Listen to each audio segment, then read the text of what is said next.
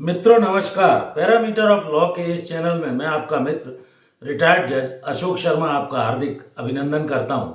आज मैं अंग्रेजों के समय से चले आ रहे बहुत सारे ऐसे क्रिमिनल कानून जो लगभग 150 वर्ष पुराने थे उसमें कुछ बदलाव लाया गया और जो भारत सरकार के गृह मंत्री अमित शाह द्वारा लोकसभा में राज्यसभा में प्रस्तुत किए गए बिल तथा उसके बाद माननीय राष्ट्रपति जी की जो एसेंट है सहमति वो भी मिल गई है 25 दिसंबर 2023 को।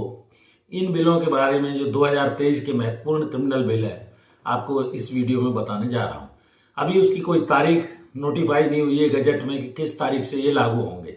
बहुत सारे विद्यार्थियों को जो लॉ स्टूडेंट हैं और लॉ फ्रेटर्निटी से जुड़े हुए लोग हैं उनके द्वारा मुझसे ये पूछा गया है, सर ये क्या नए कानून लागू हो गए, तारीख आएगी उसके बाद ये इफेक्ट में आएंगे। वो नोटिफिकेशन आएगा ऑफिशियल गजट में भारत के राजपत्र में, उस तारीख से लागू होंगे। तो भारत देश में पहले इतिहास थोड़ा सा मैं बताता हूं। इंडियन पीनल कोड 1860 जिसे मैकाले कोड भी कहा जाता है, लॉर्ड मैकाले के समय से चला आ रहा था और उस कानून को BNS 2023 नाम दिया गया है, भारतीय न्याय संहिता। इसके बाद दंड प्रक्रिया संहिता 1872 की है जिसे भारतीय नागरिक सुरक्षा अधिनियम नाम दिया गया है और इसी तरह भारतीय साक्ष्य अधिनियम 1872 की है जिसको अब भारतीय साक्ष्य अधिनियम 2023 नाम दिया गया है। तो ये 25 दिसंबर 2023 को इन तीनों नए बिल भारतीय जो BNS है, भारतीय न्याय सुरक्षा अधिनियम है और भारतीय साक्ष्य अधिनियम है, ये एसेंट राष्ट्रपति द्रौपदी मुर्मू द्वारा दे दी गई है। सेंट्रल गवर्नमेंट के नोटिफिकेशन भारत के राजपत्र में अभी तारीख प्रकाशित नहीं हुई है। तो ये महत्वपूर्ण बिल है जिनमें जैसे BNS है, इस बिल में 25 अपराधों को मिनिमम दंड दिया गया है। 25 अपराधों में 21 नए कुछ अपराध हैं जिनको जोड़ा गया है। 33 अपराधों में सजा बढ़ाई गई है।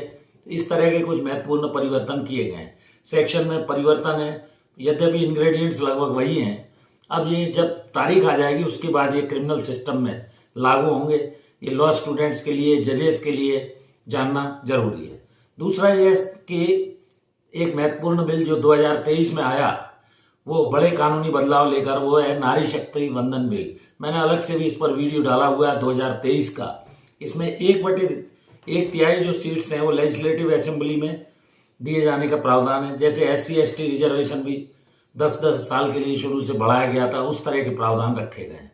तो नारी शक्ति बंधन बिल से वुमेन एम्पावरमेंट को बढ़ावा मिलेगा। ये भी काफी महत्वपूर्ण बिल है 2023 का, इसके बारे में आपको जानना चाहिए। नेक्स्ट है चीफ इलेक्शन कमिश्नर के अपॉइंटमेंट में नियुक्ति में PM और लोकसभा के सदस्य और CJI को रखा गया था। बाद में 2024 में गवर्नमेंट के द्वारा एक नया ड्राफ्ट बना के और लोकसभा PM और लोकसभा के जो मेंबर हैं और एक कैबिनेट मेंबर रखा गया। CJI जो चीफ जस्टिस ऑफ इंडिया है उन्हें हटा दिया गया।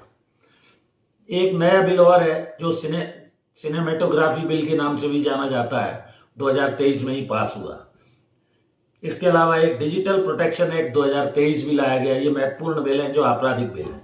सिनेमेटोग्राफी जो का बिल है 2023 का, उसके अंदर UA 7+, UA 13+ और UA 16+ को लिया गया। मूवीज और पायरेसी को भी रोकने के लिए कानून बनाया गया है।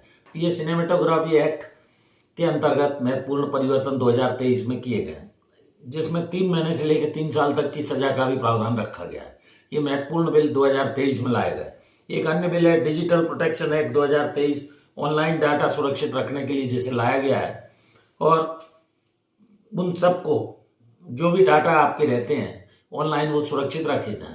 तो इस तरह ये बड़े कानूनी बदलाव जो लगभग 150 साल पुराने कुछ कानून चले आ रहे थे उनमें किया गया है, जिनकी आपको बेसिक मोटी जानकारी होनी चाहिए। और ये 25 दिसंबर 2023 में इनको लोकसभा और राज्यसभा से अनुमति मिलने के बाद माननीय जो राष्ट्रपति द्रौपदी मुर्मू है उनकी स्वीकृति मिल गई है, लेकिन अभी गजट में एनफोर्समेंट की डेट प्रकाशित नहीं हुई है। तो ये महत्वपूर्ण कुछ परिवर्तन भारत सरकार द्वारा किए गए हैं जिनको आपको जानना चाहिए। तो कुछ बच्चों के द्वारा ये पूछा गया था कि बड़े ऐसे कौन कौन से महत्वपूर्ण कानूनी बदलाव हैं जिनकी हमें जानकारी होनी चाहिए।